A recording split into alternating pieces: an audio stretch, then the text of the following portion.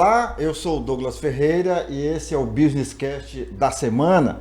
Hoje nós temos um convidado especial. Ele é atleta, tem deficiência física nas pernas, mas é uma pessoa que conseguiu se superar. E é sobre essa história de superação que a gente vai conversar a partir de agora com Gustavo Rezende. Ele tem 22 anos. Entra para cá, Gustavo. Gustavo está chegando aqui, vem na sua própria cadeira. A gente fez questão de mostrar isso porque ele tem uma história bem interessante, gente. Não é uma história qualquer, não. É uma história, como eu falei, de superação. É uma história que ele vai contar em detalhes. Houve um erro médico quando ele ainda era uma criança, tinha apenas 3 aninhos, né, Gustavo? 3 anos de idade. Tudo bom com você? Tudo bom. Como é que você tá? Seja bem-vindo. Obrigado. Gustavo, conta um pouco dessa tua história pra gente. Bom, foi assim, aos 3 anos de idade eu tive um problema renal, né, nos rins. E aí eu fui pro hospital, né, hospital regional ali do Disseu.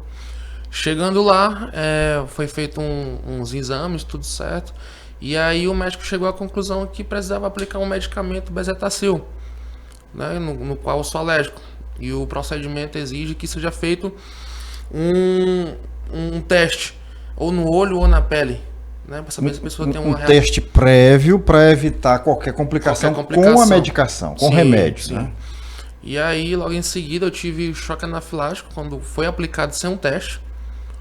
Choque anafilático, 9 paradas cardíacas, 6 paradas respiratórias. Mas, rapaz... Infecção generalizada. E o que ocasionou a amputação foi uma trombose nos membros inferiores. Trombose gangrena, que ela corrói o tecido muscular. E aí, chegando nesse ponto, pais amputa, não amputa e tudo, uma agoniação. Aí quando foi meu avô, né, que é falecido, mas o meu tio, a família toda tava desestruturada, pelo momento delicado, né? E aí meu tio tomou a frente, mas o meu avô que faleceu. E não, vamos amputar, assinaram o documento. E teve que ser logo as duas de imediato. As duas. Eu fui com medo. A trombose lá vai avançando. Se não amputar, ia tomar o corpo todo.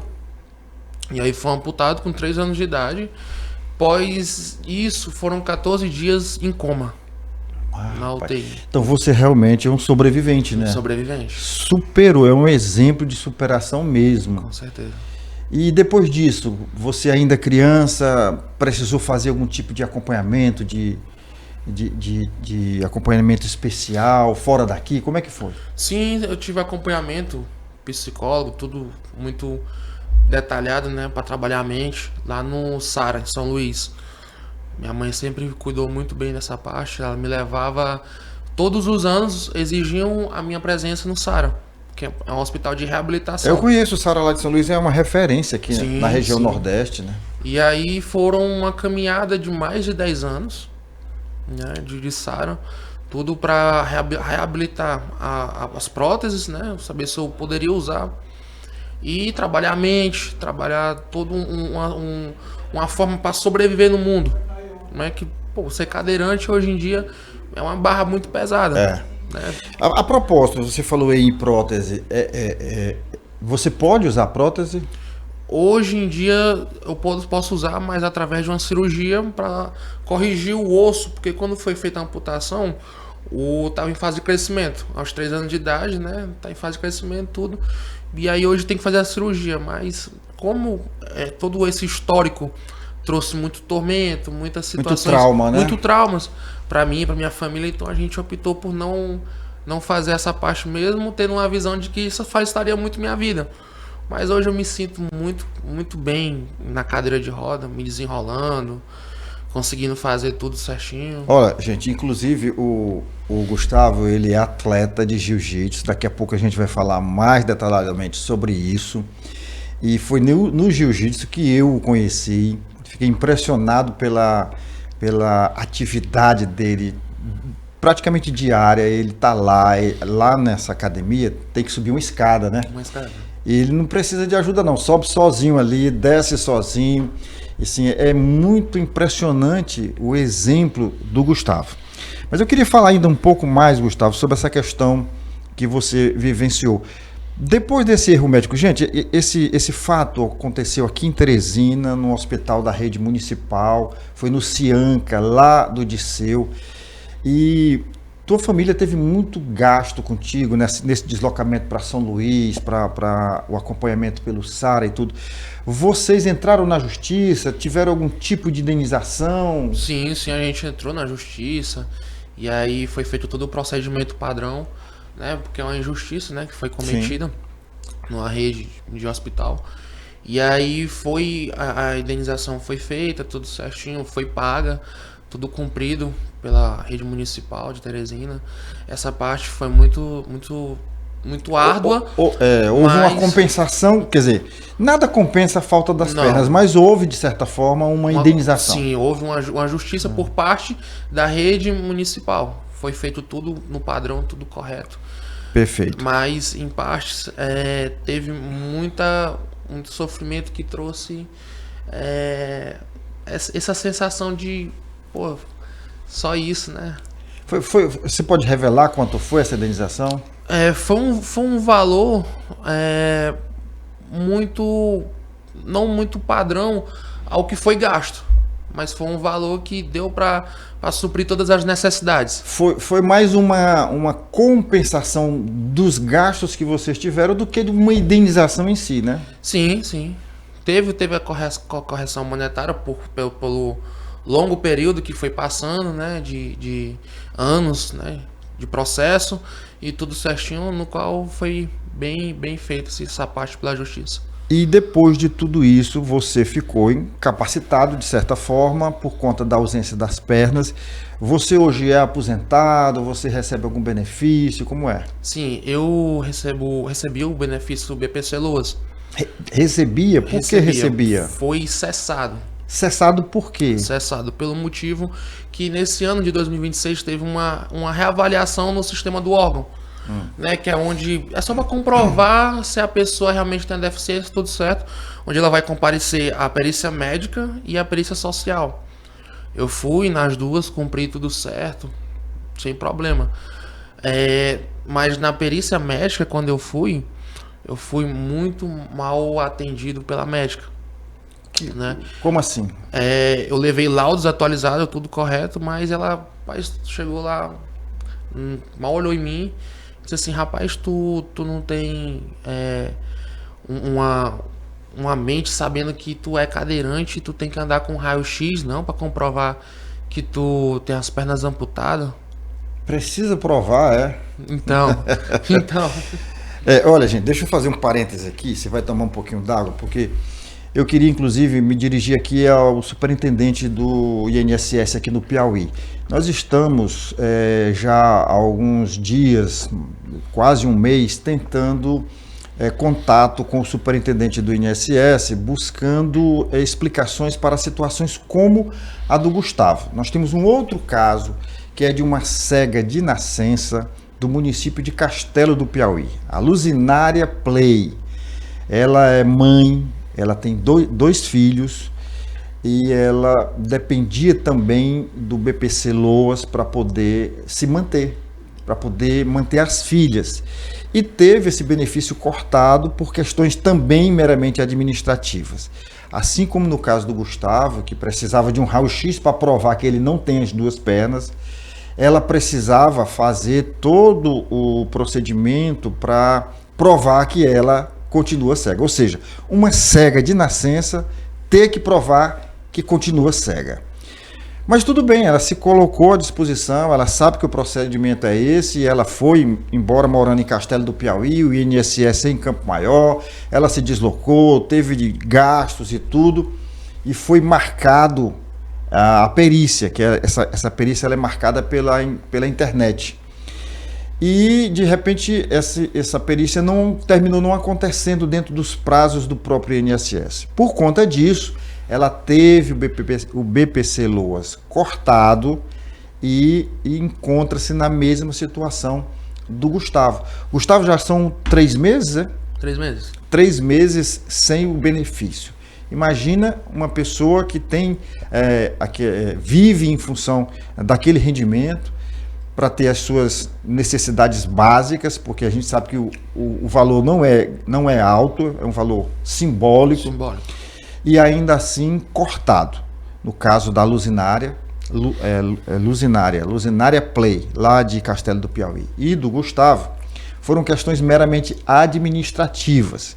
Nos dois casos, ambos constituíram advogados e estão tentando reverter esse problema administrativamente.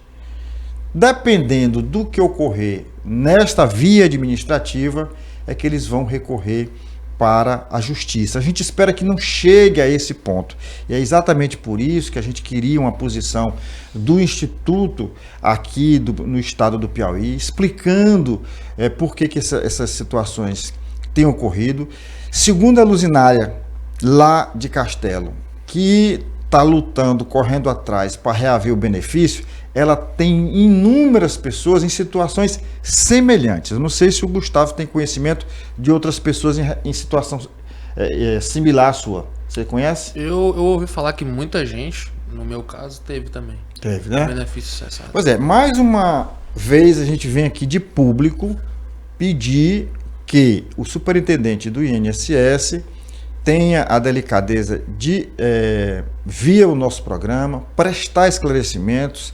A gente sabe que esse tipo de decisão, às vezes, nem é da alçada dele aqui, pode ser uma determinação nacional, mas cabe aqui à Superintendência do Piauí tomar a iniciativa de resolver esses problemas. Se esses problemas chegam até a instituição, o mínimo que a instituição deve fazer é esclarecer. Inclusive dizer se a pessoa tem direito ou não, porque se negar, ela pode recorrer à justiça. Mas o que não pode é ficar essa indecisão. Essa indecisão é um problema a mais. É um trauma para quem está, como o Gustavo e como a Luzinária Play, dependendo desse benefício e sem uma resposta definitiva, sem uma resposta conclusiva do Instituto, tá bom? A gente abre o espaço aqui para a superintendência, para o superintendente, a gente vai aqui cobrar só o que de fato está acontecendo. A gente reconhece o trabalho da instituição, sabe que a instituição ela é importante e necessária pelos serviços que presta, pela quantidade de pessoas no Piauí que ela atende, mas que ocorrem problemas que são pontuais, se são pontuais ou não, é o superintendente que vai nos esclarecer aqui. Mas o Gustavo está aqui, entre outras coisas, não foi só por conta desse problema, né, que ele está vivenciando e que é importante e que a gente quer que resolva logo, mas porque eu disse desde o início que ele é um exemplo de superação. Hoje ele é um atleta de jiu-jitsu e que é dedicado. Eu acompanho porque meu filho pratica jiu-jitsu na mesma academia que ele e no dia a dia a gente está se encontrando por lá. Gustavo, como é que o jiu-jitsu chegou na tua vida? Rapaz, foi uma história muito engraçada, viu? Foi, é?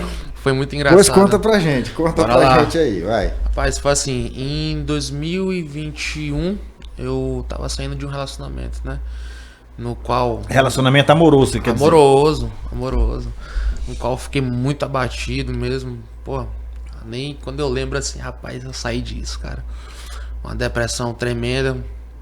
E aí... Rapaz, foi muito amor, viu? Muito amor, rapaz, porra.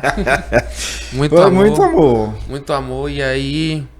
saindo desse relacionamento, né? Pô, o cara, primeiro relacionamento, primeira mulher, sempre dá aquele baque mais forte no coração. E aí, 2 amigos meus que praticavam jiu-jitsu, né? Rapaz, dá uma passadinha lá na academia, rapaz, dá um ânimo e tal. Galera te conhecer. E aí eu fui, né? Foi onde eu conheci a BL. Que hoje a BL que ele tá falando é a academia de jiu-jitsu, a Brian Lima, que é um atleta que eu pretendo trazê-lo aqui. Tá chegando. Ele já chegou? Já chegou em Teresina. Já chegou. Ele hoje mora nos Estados Unidos, é professor lá, mas mantém essa academia aqui. É uma academia, eu diria, modelo para os padrões do Grande Disseu. Ela é uma academia modelo. Eu já conheci outras academias aqui em Teresina. Vi e conheci uma na Zona Norte. Conheci uma também na Zona Leste, ali em frente à Universidade Federal. É muito boa, por sinal. Mas a Brian Lima é espetacular. Eu estou acompanhando porque eu levo meu filho todos, na verdade não são todos os dias, é terça, quinta, sexta e sábado, né?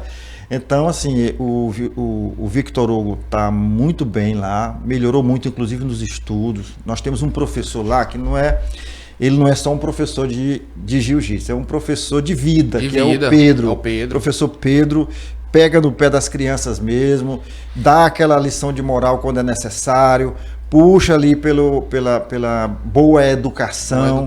De parabéns também ao professor Pedro. Aliás, quando o Brian vier aqui, eu quero trazer o Brian e o Pedro juntos, né?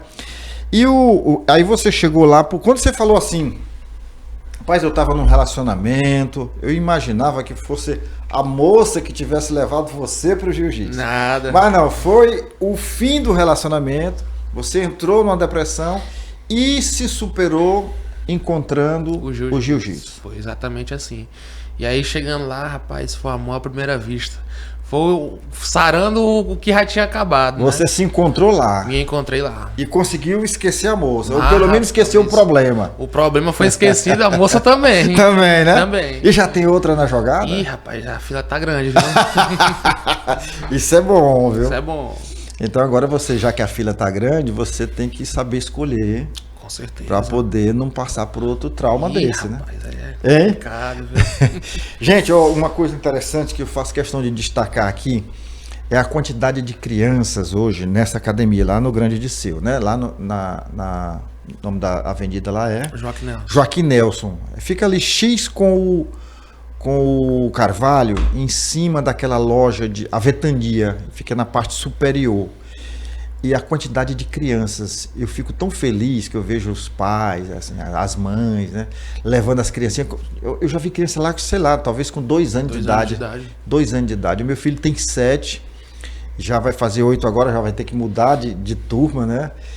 E o que me chamou a atenção, Gustavo, a quantidade de meninas, né? De meninas, sim. De meninas, rapaz. Eu vi, tem uma amiga nossa lá, que não sei se você tem conhecimento disso, é a Elisa, a menininha, ela fazia balé. E ela não era insatisfeita com o balé, chamou a mãe dela e disse, não, mamãe, não quero mais balé não, eu quero ir pro jiu-jitsu. Ô, rapaz, o sonho de todo pai é ouvir isso, o sonho de todo pai, né?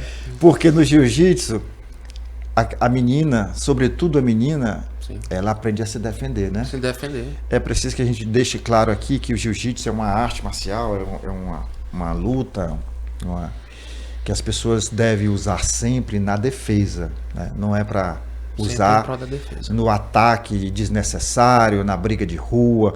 Aliás, o jiu-jitsu chegou no Brasil há muitos anos e por muito tempo ele carregou esse estigma de ser uma arte de briga de rua. Na verdade, não tem nada a ver. O que a gente observa lá na Brian Lima, com o professor Pedro e com o professor Brian, quando ele chega e ele também ministra as aulas, é exatamente essa preocupação de deixar na cabeça das crianças, dos jovens, que aquilo é uma arte de defesa pessoal e jamais de ataque, né? Sim, com então, certeza. Me fala agora como foi esse encontro, você já começou a falar, mas assim, na tua esse diária, a influência do jiu-jitsu, no teu preparo físico, você já tinha esse corpo, por conta da ausência das pernas, você sempre exigiu mais dos músculos superiores, sim, né? Sim. Isso ajudou lá no jiu-jitsu? Muito, bastante. Quando eu cheguei assim de primeira vista, no tatame, né, com o mestre Brian, rapaz, a gente olhou assim, foi um desafio, porque querendo ou não, acho que em todo esporte que for feito, né, que não for um esporte adaptado, é um desafio pro deficiente, né? Pra pessoa se adaptar no meio de todos, né? E o mestre Brian também foi um desafio pra ele, poxa, como é que eu vou treinar esse cara? O cara é gigante. Se era pra ti, imagina pra ele. Pra ele, né? Pô, o cara é gigante, o cara aqui deficiente, tudo. Aí a gente, pai, vamos aqui e tudo. E sempre com muita atenção, muita dedicação dele, muita atenção no tatame. A gente foi se evoluindo um ao outro, né, trazendo experiência tanto para ele quanto para mim, e também os colegas de treino foram ajudando. Foi, né? Você falou aí no mestre Brian. No judô é o sensei, no jiu-jitsu é mestre? É o mestre. No karatê também é mestre. Eu fiz karatê, gente. Eu fiz karatê. Muita gente não sabe, mas aqui no Sesc havia uma academia, uma das primeiras academias de karatê de Teresina. E o nosso mestre, inclusive, era um chinês, né? Era o Seiji Nakayama. Ainda é vivo, tá bem velhinho. Velhinho não, que eu encontrei ele ali acompanhando uma comitiva de chineses aqui, que ele acompanhava para ser o tradutor, né? E ele, para a idade, tá muito bem, obrigado, viu? Um abraço. Um abraço aqui pro meu ex-mestre Seiji Nakayama. E essa academia funcionava aqui no Sesc, então a minha relação com o Sesc não é de hoje, né? Menino, viu? Eu acho que eu tinha uns 14, 15 anos. E sabe quem treinava comigo aqui? Sim. Você conhece 2 grandes lutadores daqui. Um deles era o Eugênio, da Academia Eugênio Fortes. Eugênio Fortes. O Eugênio já estava um pouco graduado e ele era uma espécie assim de auxiliar já do Seiji Nakayama. E o outro você conheceu mais ainda, que nos deixou há alguns anos, mas foi nosso colega aqui no Sesc, o prefeito Firmino Filho. Firmino Filho, rapaz. Sendo muita gente não sabe, o prefeito Firmino Filho era faixa preta em karatê. Olha. Pequenininho, baixinho, bom de porrada, mas bom. Bom de porrada. No tatame ele era bom, viu? Muito bom.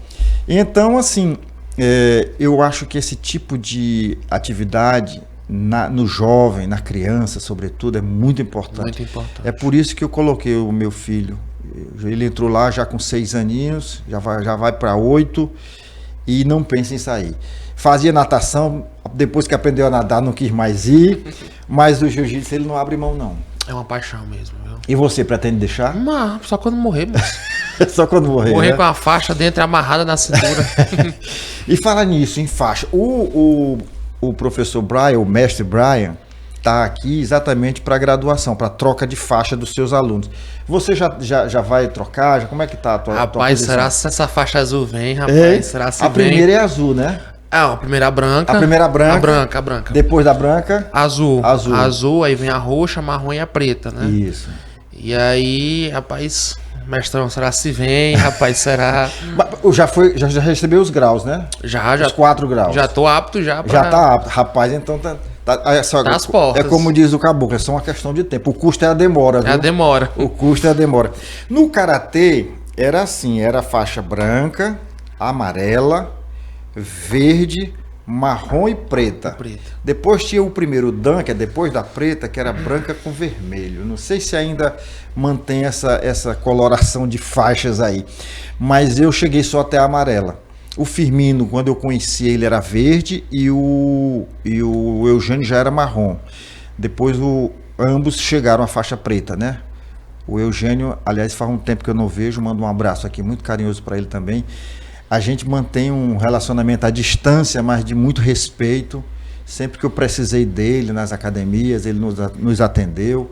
Depois, uma vez, minha filha quis entrar na academia e ele deu uma cortesia para ela. Ainda hoje eu sou grato ao Eugênio por isso. Enfim, são amizades que o tempo nos deu e carrega aí para a vida toda, né?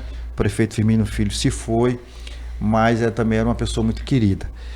E eu agora estou me apaixonando por você também, pela sua história, viu? Muito obrigado, seu Douglas. Pela sua história. E fico feliz toda vez que eu vejo você lá, porque você é um exemplo. Imagina você ter as 2 pernas, como eu tenho, o Vitor Hugo tem, todos os alunos têm, só quem não tem é você. E muitas vezes as crianças botam banca para ir treinar, né? E você chega ali, sobe aquela escada, degrau por degrau. Eu acho isso muito bacana. Um dos meus objetivos, né, que eu trago muito comigo, que eu vi que quando eu cheguei no jiu-jitsu eu senti como um propósito meu, é levar a motivação pro próximo, né? Pô, sempre mostrar com a minha imagem que é possível sim treinar, ser um exemplo, né? Ser um exemplo, sim, treinar jiu-jitsu. Às vezes a pessoa, será que essa pessoa vai me achar feio? Pô, sou muito gordinho. Sou feio, mas sou alheio, diga. Né?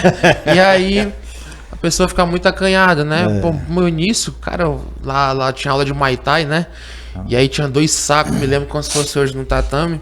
E eu ficava sempre entre os sacos, escondido. Aí o mestre Brian, uma vez, estava a roda geral lá, no meio de todo mundo, ele falou assim: Gustavo, cara, pode sair do meio desse saco escondido aí, meu irmão. Não quero você escondido de ninguém, não. Olha que lição bacana, né? É pra rapaz? você ficar aqui no meio de todo mundo. Eu fico todo arrepiado, viu? Foi. É. E aí lembrar disso, toda vez que às vezes eu tô mal, pô, aquele dia ali foi um dia que me trouxe, eu posso estar no meio. Ali foi a virada de chave. Virada de como se chave, diz, né? virada de chave. Foi muito assim, impactante. No primeiro momento, pô, eu sou notado. Eu sou visto. um diferente entre os iguais, né? Com certeza. Então, assim, você está fazendo a diferença por isso, é por isso que você está aqui. E eu fico triste só com um fato aqui. É o fato de você ter tido o BPC cortado, né? Você precisa resolver isso com urgência. Não só você, mas a Luzinária e tantos outros beneficiários do programa, do benefício, que precisam e que tiveram o benefício cortado sem um motivo justo, né? Sem um motivo justo. Então vou reforçar aqui o nosso convite. A nossa produtora, a Suzana Moreno, está insistindo no telefonema, no contato com o superintendente do INSS no Piauí. Se ele não puder vir por algum motivo, a gente vai entender, mas que ele mande um representante para esclarecer, para dar uma palavra de apoio, de amparo para essas famílias, porque não é um caso pontual, gente. Não é o caso do Gustavo, não é o caso da Luzinária. São inúmeros casos, de norte a sul, de leste a oeste desse Piauí e do Brasil como um todo, e que as pessoas ficam ao Deus dará, com a cara para cima, esperando cair do céu. Não é assim, gente. Todos esses beneficiários, eles precisam de uma resposta, de sim ou de não. Vai manter o programa? Vai. Então, regulariza. Não vai mais poder receber. Que diga também, porque vão buscar os direitos deles na justiça. Tudo tem que começar pelo administrativo. Até porque no direito é assim, se você busca a justiça diretamente e por algum motivo é negado, você não pode recorrer ao administrativo. Então você entra no administrativo, por quê? Porque você pode resolver já administrativamente. Não resolveu, aí você tem uma segunda instância, ou seja, você tem a justiça para ir buscar os seus direitos. É assim que funciona. Mas para isso, o INSS precisa dar uma resposta. E essa demora é um outro problema. O primeiro problema é o corte do benefício.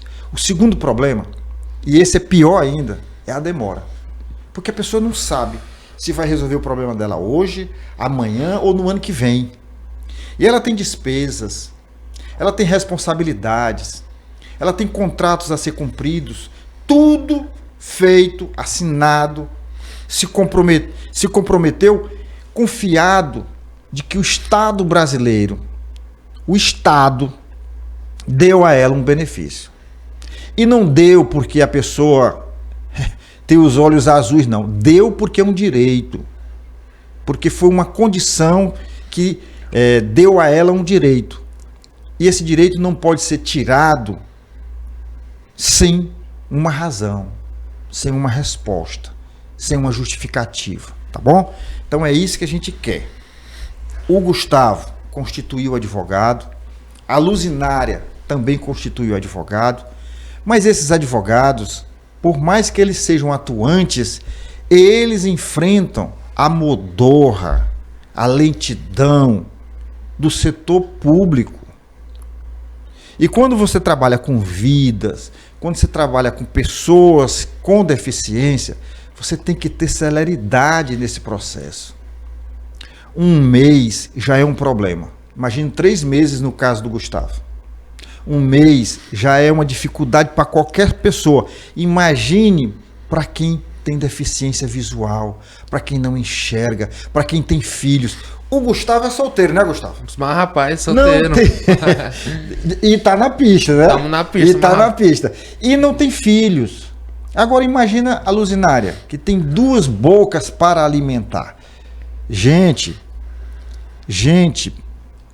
pense, se coloque na posição dessas pessoas, né? Então, fica o nosso convite. E por enquanto é só convite. É só convite. Para que venham aqui esclarecer, dar uma satisfação. Se a recusa permanecer, aí a gente vai fazer uma denúncia grave. E aí a denúncia já vai ser por omissão também, tá bom? Gustavo, rapaz, foi um prazer tê-lo aqui. A honra é minha. Muito grande. Eu queria que você olhasse agora para essa câmera aqui, só para ela. Certo. E você vai deixar o seu recado. Você me disse que lá no jiu-jitsu você pratica, você treina pensando em ser um exemplo, né? Para as pessoas, exatamente. Em inspirar as pessoas. Agora você vai olhar para ali e vai deixar o seu recado para inspirar outras pessoas. Eu quero deixar esse recado, mas antes quero falar uma coisa muito importante, seu Douglas. Pois não. Deixar bem clara a importância do INSS para a sociedade. É muito importante, porque o que seria de nós, pessoas com deficiência, sem esse órgão, né? Mas nós necessitamos da excelência, do profissionalismo, dos encarregados, dos profissionais que estão lá. Dos gestores, né? Dos gestores, dos médicos, né, dos peritos, que estão lá presentes. Porque se não fosse o BPC Loas, do que seria a vida de muitos deficientes? De milhões, né? No meu caso, eu uso o meu benefício em prol de uma qualidade de vida no jiu-jitsu, né? Atrás de saúde, de algo que me foi tirado atrás. Né? Pois, querendo ou não, é um esporte que traz muita saúde, né? Ele ajuda a ter resistência. Sim. Né? Então, assim, deixar um recado. Você quer praticar um esporte, procure o jiu-jitsu. O jiu-jitsu é um esporte que lhe ajuda em todas as áreas da sua vida. Você tá num sufoco, qualquer área da sua vida, você pode sair. Saia de trás do saco de pancada, Então, né? É isso. Sai de trás do saco de pancada. É isso. Gente, eu queria aqui agradecer a todas as empresas e instituições que nos apoiam. Em especial a Estrada Mob, que todo mundo já sabe, é uma empresa genuinamente piauiense, mas que hoje atua também no estado do Maranhão, no transporte de colaboradores de grandes grupos empresariais, sobretudo na região do agro. Nós temos o Senac e o Sesc, que nos apoiam também, a nossa gratidão. A Léo Madeiras, lá do amigo Marcos, né, que oferece uma infinidade de produtos para quem está construindo. Temos o MOVE, o Movimento Empreender Piauí, na pessoa do seu presidente, Marcelino Lopes. Temos a Automaster, a Pneubec, que são duas empresas também que prestam serviço nessa área automotiva, no setor automotivo. Temos a Socimol, uma indústria do grupo Claudino, que dispensa apresentação pelos inúmeros centenas de empregos. Eu estou falando só da Socimol, porque se fosse falar do grupo, salvo engano, são mais de 15 mil empregos, dos impostos que também contribui e ajuda a desenvolver o Piauí. Nós temos a Pax União, 53 anos no mercado, prestando serviço às famílias nos momentos mais difíceis.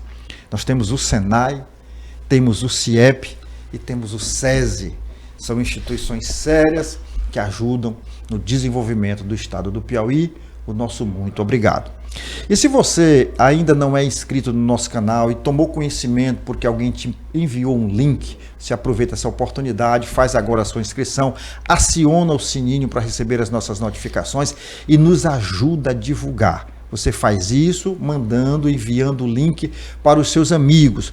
Manda a história aqui do Gustavo, da Luzinária, das pessoas que dependem do BPC Loas, para todo mundo que você conhece.